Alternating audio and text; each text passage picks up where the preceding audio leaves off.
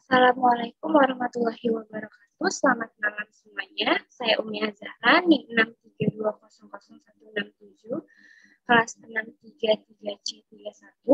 Di sini saya akan membahas isu keprihatinan bangsa Indonesia, kasus korupsi yang ada di Indonesia, contoh kasus korupsi Jaksa Pinangki.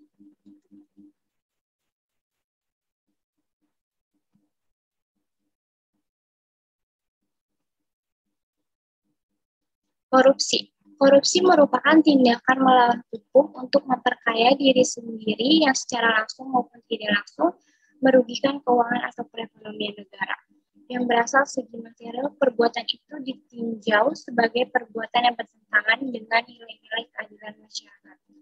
Korupsi juga tindakan pelanggaran hak asasi manusia. Pada kehidupan demokrasi di Indonesia, kasus korupsi makin mudah ditemukan di berbagai bidang kehidupan. Karena melemahnya nilai-nilai sosial, kepentingan pribadi menjadi pilihan utama dibandingkan kepentingan umum, serta kepemilikan benda secara individual sebagai etika langsung yang dilandasi perilaku sosial sebagian besar orang. Korupsi bisa meluas pada banyak sekali bidang. Oleh karena itu, untuk mendapatkan solusi memberantas korupsi, para petugas perlu membedakan mana tindakan korupsi dan mana kriminal yang murni.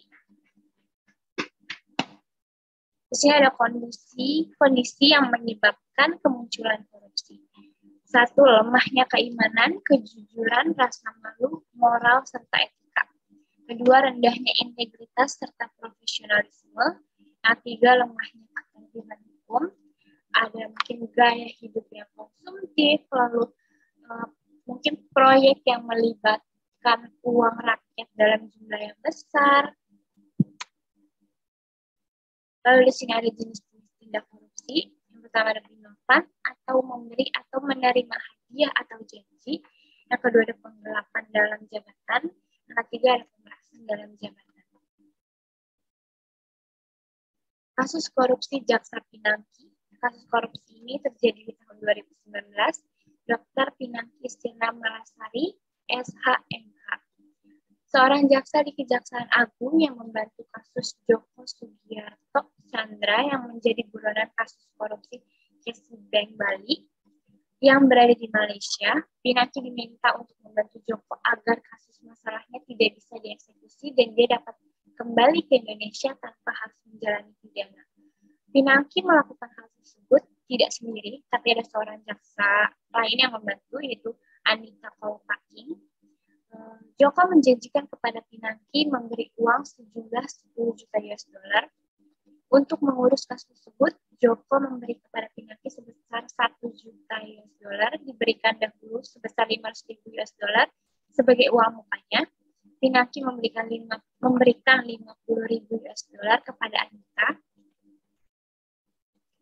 Namun, Pinangki sendiri itu tidak menjalani tugasnya untuk membantu Joko. Dari uang tersebut yang sudah diterima sebesar 450.000 US dollar digunakan untuk keperluan pribadinya dengan membeli mobil, dokter kecantikan di Amerika, sewa apartemen, dan pembayaran kartu kredit.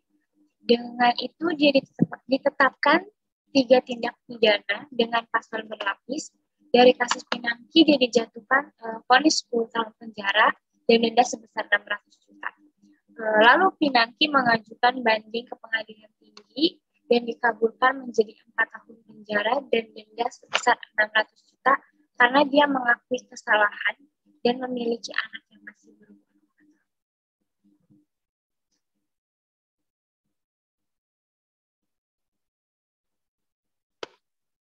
Sekian materi yang saya berikan. Selamat malam. Assalamualaikum warahmatullahi wabarakatuh.